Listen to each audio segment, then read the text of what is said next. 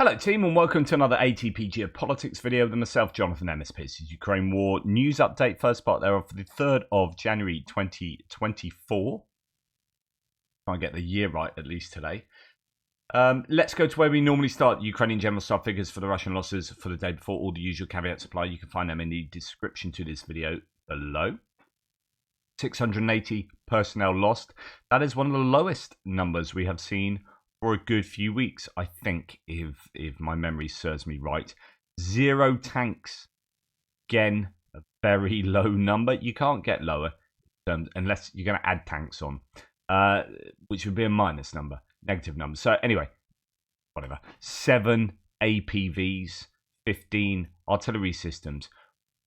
There's obviously something that has changed over the last 24 hours, considering the day before we had some incredibly high numbers in these categories. I would suggest that the weather might be playing a part. I don't know, but often a component, a variable that we might not realize is playing an active role, considering you can't use drones in high winds, in low visibility, clouds, rain, snow. All these things will affect maneuvers, drone usage, etc., etc. And so that could be why there are fewer losses in these categories. It could also be that the Russians, as I commented on yesterday and the day before, the Russians might well be culminating in certain areas of the front line. They might not be attacking so much, and their losses appear to come much more when they are on the attack. 3 anti-aircraft warfare systems is pretty useful, considering the daily average over the course of the war is about 1.5. 36 drones, 73 cruise missiles, won't be from last night but the night before. 26 vehicles and fuel tanks is fairly decent. 14 pieces of special equipment is very useful for the Ukrainians, although it's a bit of an unknown as what that might entail. Wide remit for that category. Okay, let's move on then. We'll go to Spartan News.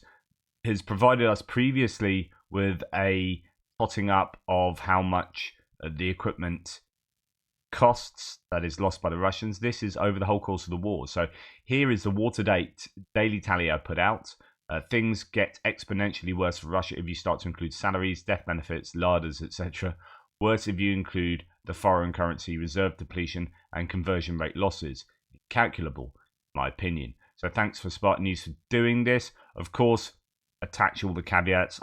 This will be generalized as a kind of guesstimation of what these things are worth, etc., etc. But anyway, Russian losses for the course of the war in terms of all of the kit and personnel, because you can attach monetary costs to personnel. I know it sounds pretty harsh, but that is a done thing.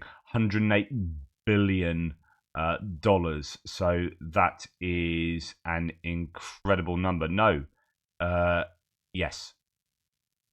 I suddenly had a brain fart with numbers then.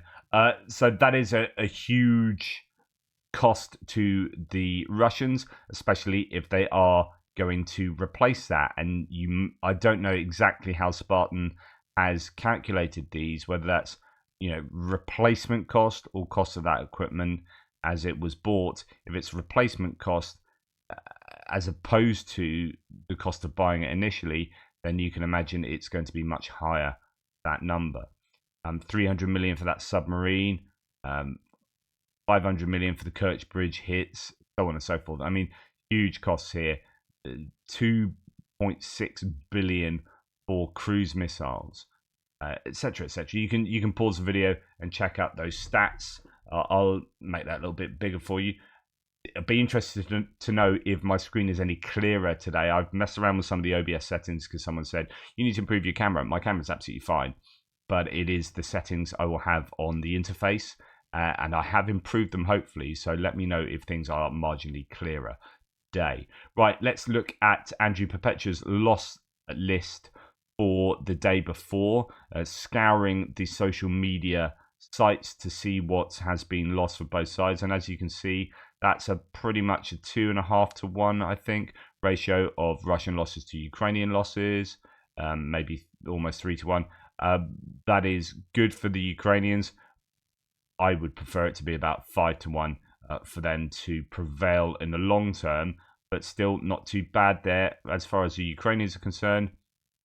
We have a boat being lost.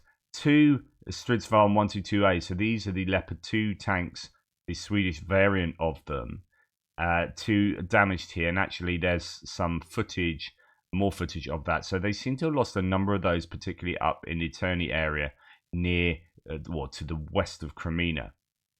T-64 there, and a couple of other bits and pieces. Senator MVP there, that's a sort of armoured vehicle. I don't know if we've seen one of those lists before. Anyway, those 2 tanks are of pretty high value, and that's a bit of a loss there. Okay, for the Russians, they've lost a Buk M1 2 there. That is going to be a bit of a loss. Electronic warfare system, and we'll come on to that in a second, or that subject. Radar as well. That radar alone is, as far as I'm aware, $250 million worth of kit. So that alone just completely craps on everything else that the Ukrainians have lost in terms of value. Then there's that's a 240 mil more self-propelled mortar there. Other bits and pieces, tanks, BMPs, Urals, trucks, military trucks, a couple of civilian pieces of kit. So fairly high value loss in terms of everything outside of the radar. There's a recovery vehicle too. Brem 1 lost. But with including that radar, then it's stupendous for the Russians. Right, let's have a look at some of this then. Now, here we have... Oh, my browser keeps resetting. So here we have another example of videos showing, massive numbers of Russians being lost. Cemetery of Russian criminals near Sinkivka, says PS101. Since mid-December 2023, the enemy has been unsuccessfully trying to take the settlement. 1 minute of it is only Putin's war bio-waste after Russian terrorist attacks against the civilian population this morning. Okay, bit of a screed there from his point of view. But this video is just a torrent of Russian personnel losses. So they are, again, it's looking back at these numbers and going, okay, can we justify believing these stats from the general staff? And then you look at some of these videos and you're thinking, goodness me, that's an awful lot of dead soldiers involved in just that one area of attack. And so, yeah, I think we are somewhat justified. Leopard tanks destroyed near Terni, says Rebar.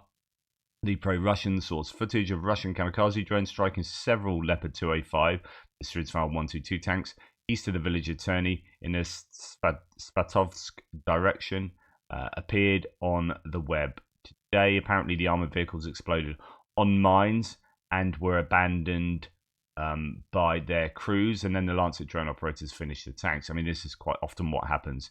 It's a real shame. You get stuck on minefields. Minefields are still causing issues. And then even though that vehicle might be recoverable and fixed up, it is lost to the drones that are hovering, waiting, almost like vultures. Judging by the video, as a result of several hits on the hull, there was a fire. However, the absence of bright shots of detonation does not mean that the armor could not be penetrated. Earlier, there were already images when a precise hit by a drone allowed to completely destroy the combat department of the Leopard, although the tank looked intact from the outside. In recent months, Leopards have been increasingly involved in combat operations in the area near Crimea. Back in September, the Russian armed forces managed to hit the first tanks of this type south of Stelmakivka. And then, you can see the Leopard getting some attention from drones there. So that is happening up in the Crimea area, and will almost certainly be the one or both of those two tanks listed by Andrew Perpetua. Go and check out the video and you can see for yourself. And then this is the Yastreb AV radar complex. Southern Ukraine, a pair of Ukrainian Gimler's rockets hit a newly fielded 1K148 Yastreb AV radar complex. So these are precise Gimler's strikes that take this out, and you can watch the videos yourself. But it's worth about $250 million, according to the Euromaidan press there. That is a massive loss for the Russians, not just in terms of capability, but in terms of monetary value. Yeah, a good hit for the Ukrainians, a good use of Gimler's rockets. And what's interesting, when you go back to looking at, say, Military Summary's video yesterday claiming another HIMARS was taken out, and this is all this big thing. Oh, the first HIMARS has been destroyed. You told us the first HIMARS was destroyed a month ago. Now you're saying the first HIMARS has been destroyed again. So you're admitting that that wasn't a destroyed HIMARS, because that's what I said originally. Okay, debunk that claim. Now you're claiming it again, and again, it's completely inconclusive, that video. It doesn't look like the HIMARS was struck at all, but you're claiming it was destroyed. Okay. HIMARS are worth, about 2022 figures for the US, about $4.3 million. This is $250 million, right? This is arguably the same as what? So that'd be 25, 50, and then 12. So that's 60 HIMARS. This is the same as 60 HIMARS in value. I don't see Russians like shouting about this being blown up, of course. But actually, you know, pro-Ukrainian sources should probably be shouting a lot louder about something like this being taken out. In fact, it would be great if mainstream media could pick up on something of this higher value being taken out by the Ukrainians, because you can rest assured they would report 60 HIMARS being taken out. And I've just tested it. I've just Googled that the Yastreb AV there, the K148 Yastreb AV, and I was talking about, wouldn't it be nice if mainstream media reported this? And do you know what? The first article that comes up doesn't look like mainstream media have reported this, particularly apart from Forbes. And I said the other day that Forbes seemed to be turning up the goods for, you know, pro-Ukrainian, or at least reporting some of the big things that are happening in Ukraine's favor in ways that other mainstream media outlets aren't. Forbes seems to be coming up with the goods. Interesting that. And it's this David Axe chap again. Anyway, Russia announced it had deployed to Ukraine its best new artillery detecting radar. Hours later, the Ukrainians blew it up with artillery. Which, of course, you know, there is a delicious irony there. But yeah, let's just quickly dip into this. Ukraine plinking a Russian GPS jammer with a GPS guided bomb. Ukrainian drones blowing up Russian drone jammers. Ukraine's cruise missiles striking Russian air defense sites with missions whose missions include, you guessed it, shooting down cruise missiles. Russia's 23-month wider war on Ukraine has seen a lot of ironic, darkly hilarious clashes. The latest was also one of the quickest between setup and punchline. On Tuesday morning, Russian media announced the deployment to Ukraine of Russian forces' latest high-tech counter-battery radar. A few hours later, in southern Ukraine, the Ukrainians blew it up with artillery rockets. The irony deepens. In theory, a Russian Yastreb AV radar would help to protect Russian troops from Ukraine's American-made high-mobility artillery rocket systems launchers, its HIMARS. Now, guess what the Ukrainians used to destroy that first Yastreb AV? That's right, HIMARS. The Russian loss isn't just funny, it's important. Artillery counter-battery radars are more important by the day in Ukraine as the war settles into a grinding attritional fight. The side with the most responsive artillery and drones wins. Counter-battery radars can tilt the firepower balance by allowing the user to spot enemy artillery shells in mid-flight and then pinpoint the battery that fired the shot so that friendly batteries can bombard them, so on and so forth. I mean, this is really good news that A, this has happened, but B, that actually Forbes is reporting this. Why are no other than, you know, the odd defense outlet and the Drive here, why are no other sources, media sources, reporting this? It's really frustrating. Anyway, I might go and look to see how much it is actually worth, this piece of kit, because see if it's in the Drive actually, because this is a pretty useful source. So leave me to do that for a second. Yeah, it doesn't mention the value. I'll have to check that out another time. Anyway, really significant for the Ukrainians there. On top of that, these kind of posts, I think, are significant. So Radio Nukes says, we have been watching these videos over the last few days. The amount of air defense they have taken out is extremely impressive. So this is Rob Lee saying, videos over the past month from Ukraine's 14th Regiment of HIMARS artillery FPV strikes on 2 Russian Buk M12 Telars, so the Erector launcher, Buk M3 Telar, 9A316 TEL or TEL transloader, radar, Jitel electronic warfare, and tanks.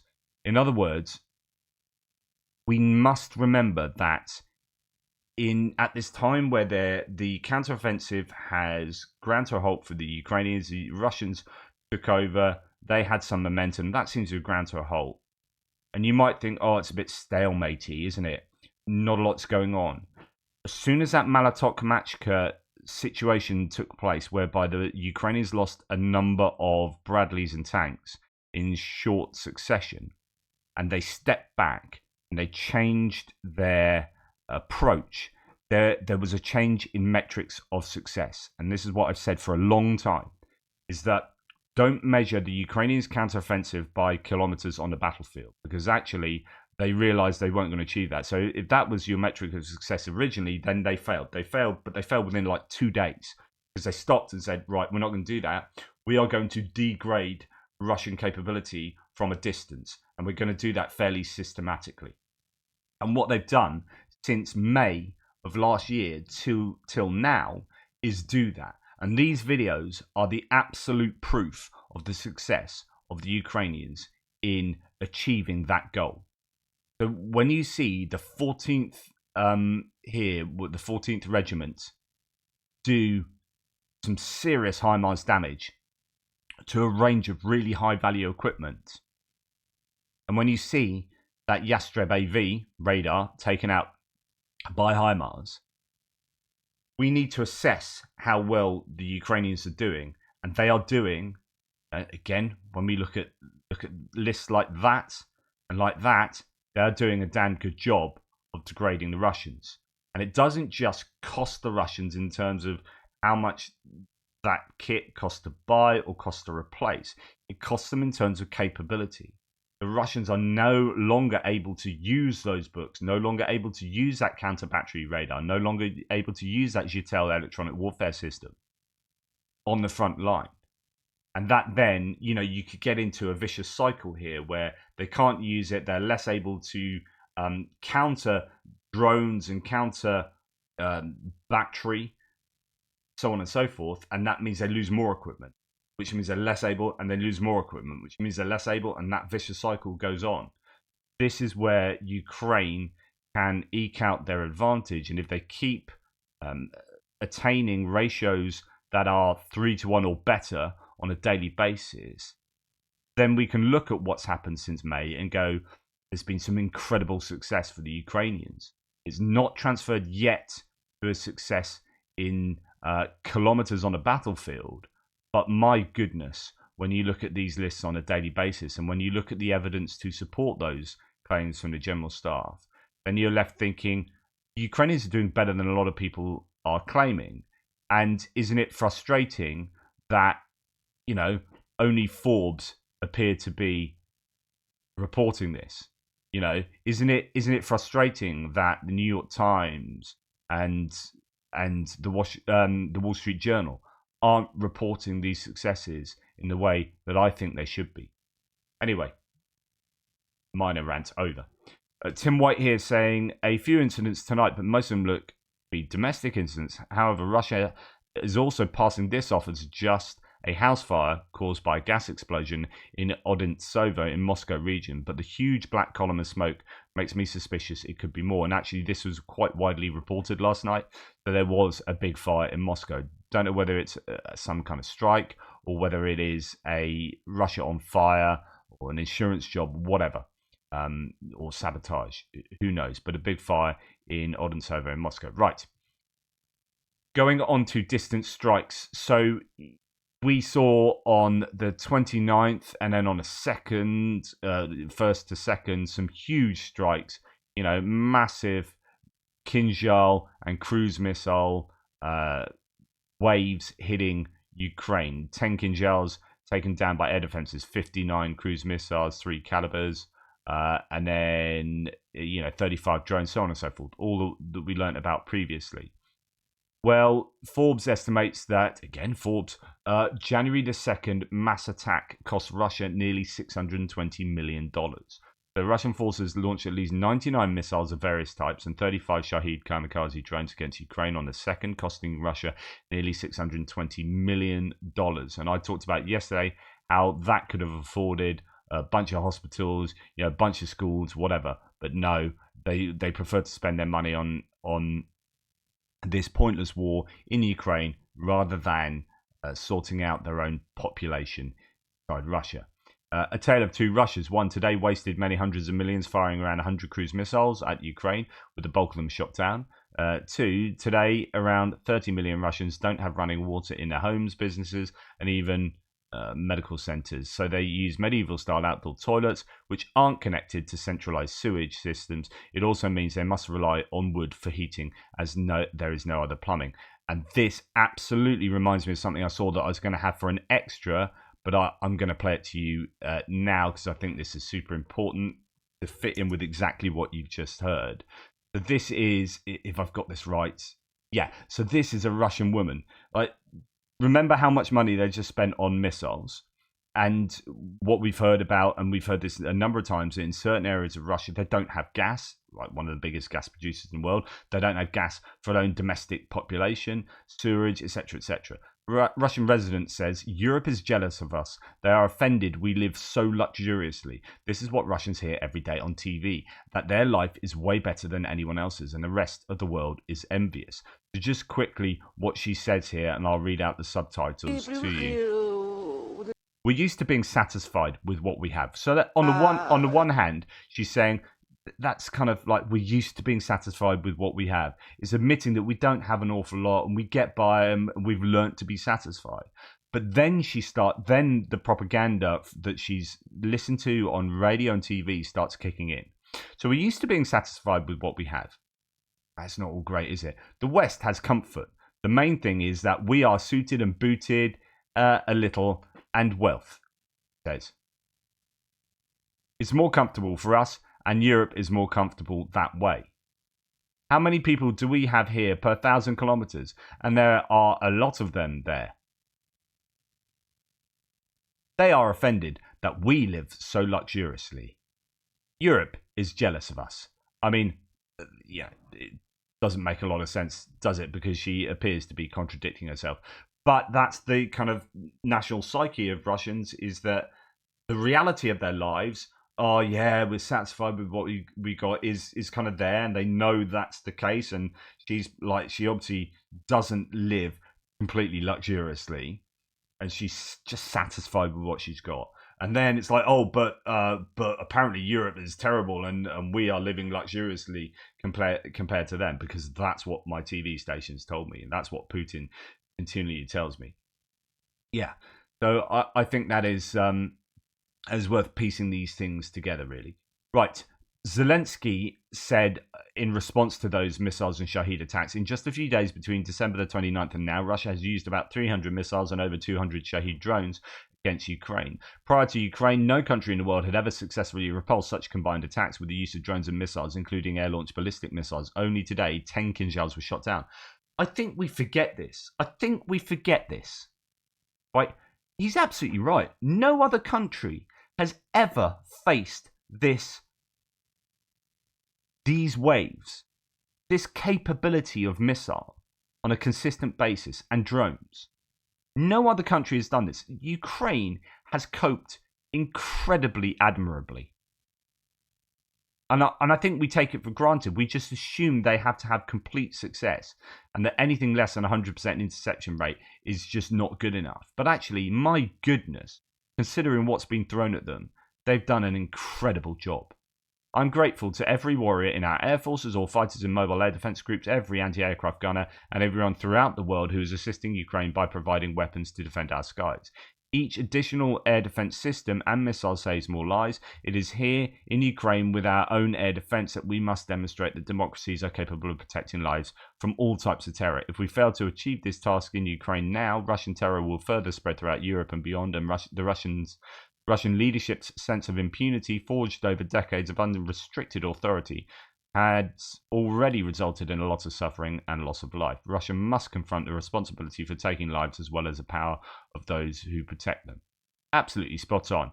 Just as an aside, that I haven't got a video for you, I don't think today, but I saw one of those ZSU Ukrainian air defense anti-aircraft guns, like those two cannons just firing into the air, taking down a cruise missile. That was pretty impressive. So there's a whole variety of air defense systems, and all of them play their part. Right, KH-101 missile, which the Russians used to attack Kiev yesterday, was made in the fourth quarter of 2023, according to Defense Express. So that is incredibly significant. The long pause between attacks was due precisely to the fact that the Russians wanted to accumulate more missiles for large-scale attacks. They are firing these missiles at the rate they can build them. And the evidence of that is that they're not. You would want to fire your older ones rather than your new ones. There's no point keeping older ones because they deteriorate. You want to use them and then stockpile your your newer ones that are just fresh off the production line. So if you're firing missiles straight off the production line, it means you have no stockpiles.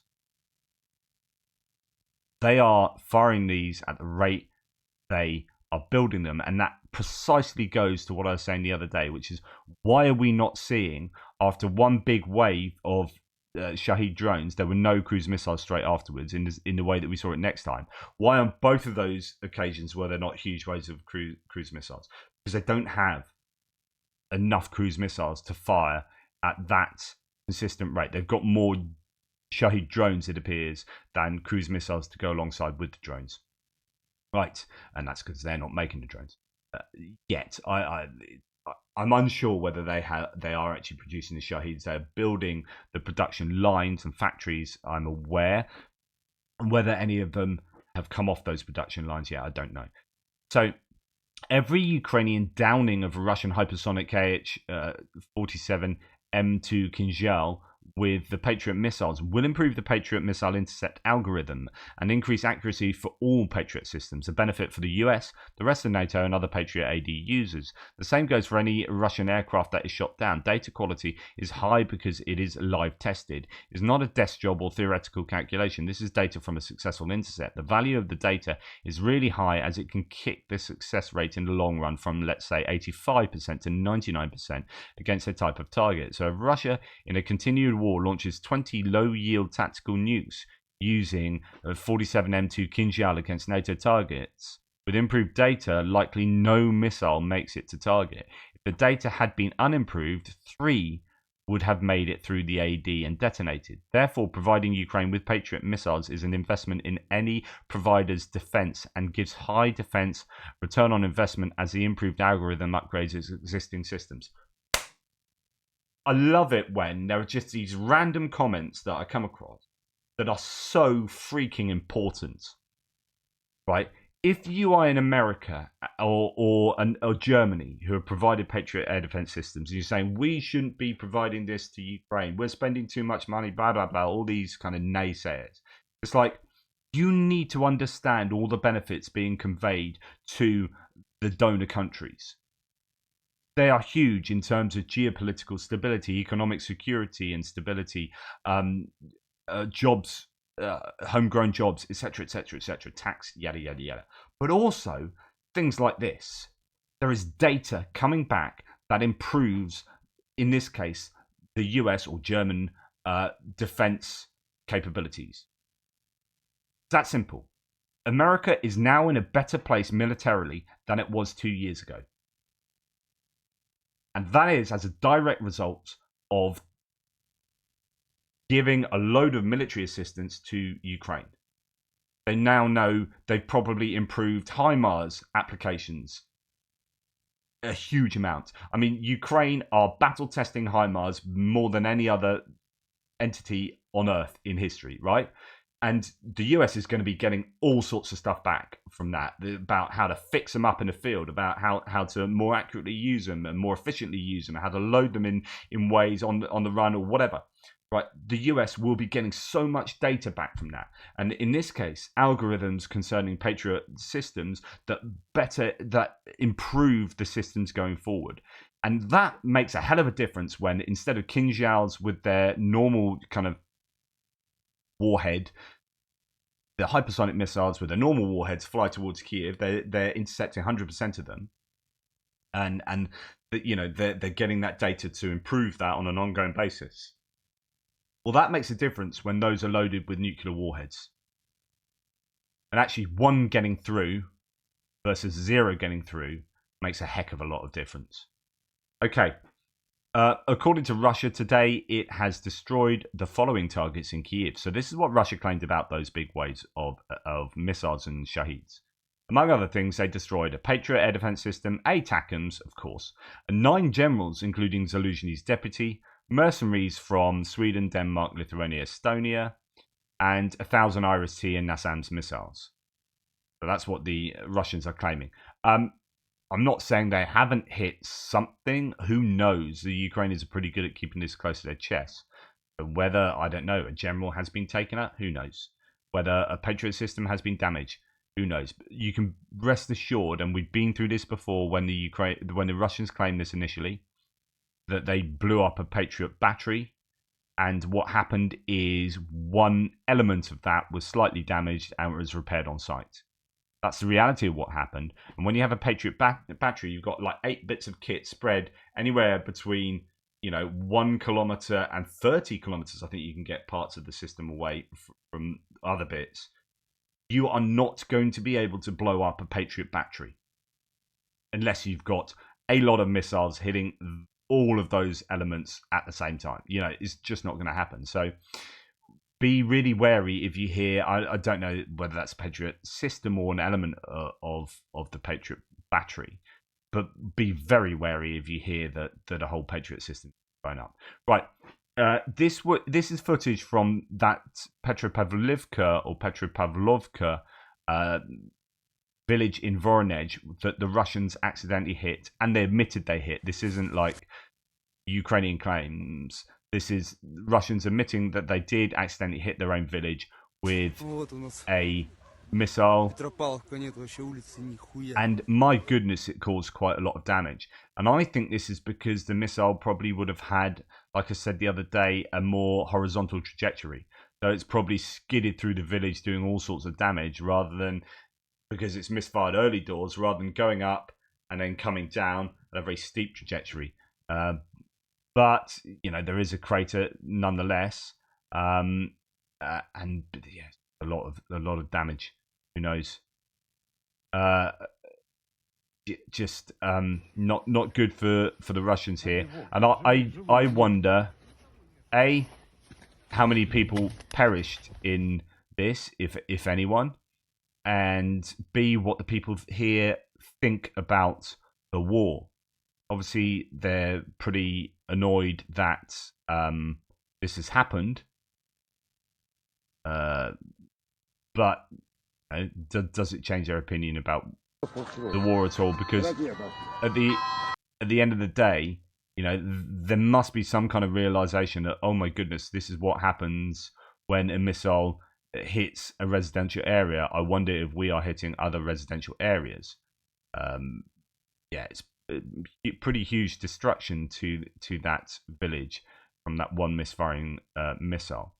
Right, Belgorod has been hit consistently since actually that wave the other day, where Kharkiv was hit, and then Belgorod was a bit of a reaction, and actually it hasn't stopped the Ukrainians firing at targets in the Belgorod region, to the point where, this appears to be a fairly common experience. So we have people in the car just seeing rocket after rocket fly over their heads.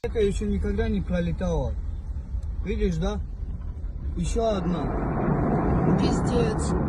Еще одна. Блядь. Я ебала. Слышишь, да? Ма, что-то подбили. Еще одна. Еще одна.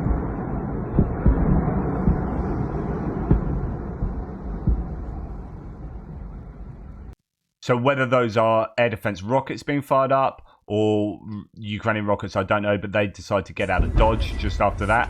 Тайга, иди, Тайгуша. И подъезды, как всегда, закрыты. Обстрел. Убежище закрыто. Да, Откройте, закрыто. пожалуйста, дверь, обстрел идет. Откройте дверь, обстрел идет. So the point of me showing you this is that this is very much an indication that the war is coming to Belgorod. Lots of other videos that I could show you, and that has been fairly continuous for a number of days. In fact, this morning, explosions reported in Belgorod again last night. And then interesting start to the day in Russia's border city of Belgorod, says Tim White. Siren sounded, waking up residents in fright amid reports of a missile attack. Why am I saying this? Because again, it's similar to that missile hitting the village in Voronezh. Do you wonder whether this has a positive effect on their approach to the war, or does this galvanize them against the Ukrainians even more? It can go one of both ways, and probably different reactions for different people. Occupied Tokmak has experienced more explosions this evening. So last night, 3 blasts were heard in quick succession. Unfortunately, getting reliable information from the town is almost impossible.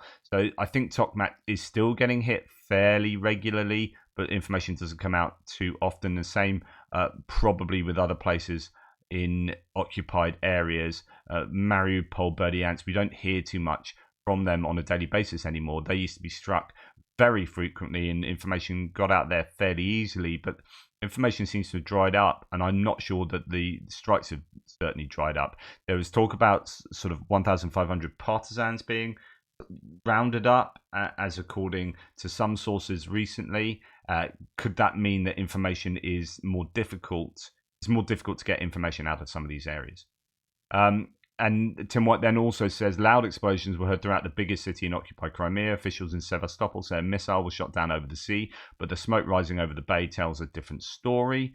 So Crimea, again, being a bit of a focal point. Max 23 says Sevastopol is, Bavovna, explosions, and indeed the Russians there are reporting it was very loud around midnight. Very loud explosion on Victory Avenue, so that's not in the sea. What was that explosion now? There's a very strong explosion in the Reed Bay, so it also over the bay as well. And just talking about strikes in general, this is how children from a football camp in Lviv, so Lviv is on the far western side of Ukraine, but they are receiving some attention from Russian missiles and drones and have been over the last week or so. So this is how children from a football camp in Lviv region go to bed because of constant Russian attacks. They've been sleeping like this every night for the past week. Ukrainian children are getting used to sleeping in hallways and bathrooms. And indeed, there's this a 2-wall rule that I've heard, that if you can't get out of a building, you can't escape, what you need to do is get 2 walls back. You can get 2 walls back from the street where the missiles are coming in, then you will be a lot safer. In case any of you find yourself in a building that's under threat from a missile attack. Right, moving on to other bits and pieces here.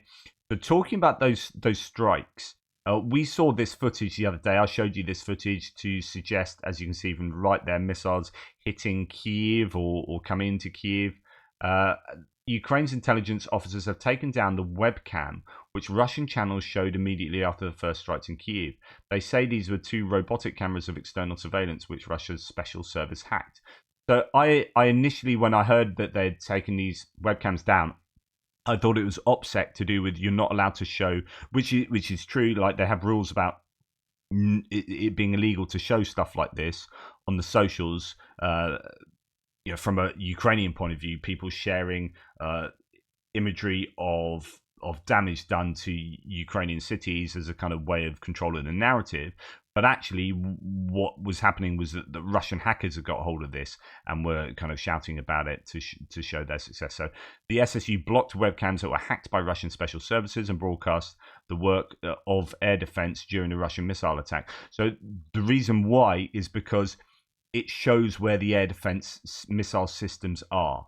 So it's the air defense missiles firing up at threats coming over Kiev, and then if the Russians can hack into that system and get hold of that footage, then they know where the air defense systems are, and that means that they can direct attention at the air defense systems next time. On one of the devices was located on a balcony of an apartment building. It was used by a local condominium to monitor the surrounding area. Another external surveillance device is blocked in one of the residential complexes. Anyway, this is something we haven't seen for a long time, actually. At the beginning of the war, if you remember, at sporting events, people refused to shake hands. Whereas a Polish-Czech player, Jan Krzysztof Duda, refused to shake hands with the supporter of Russia's war against Ukraine, Denis Ismatulin. I don't know, he might not be Russian, might be Georgian or something, during the World Rapid Chess Championship. No, thank you very much. Love it. Love it. I hope you won that game. And indeed, there's another bit to report, actually. There's a youngest chess grandmaster is now, I think, a 14-year-old Ukrainian boy. So that's good news in the world of chess there. 2 bits of news for you. And I'm going to finish off with Scott Ritter, the Critter. He is one of these big old sources of disinformation. He's an American that's married to a Georgian that is so overtly pro-Russian that it's not funny. And at the beginning of the war, lots of people, lots of kind of trolls that you thought weren't trolls at the time, but in retrospect, yep, they were trolls, saying, "Oh, I think you should listen to Scott Ritter. He's saying, oh, he's great. He says lots of really sensible stuff." And it turns out that he's very easy to debunk.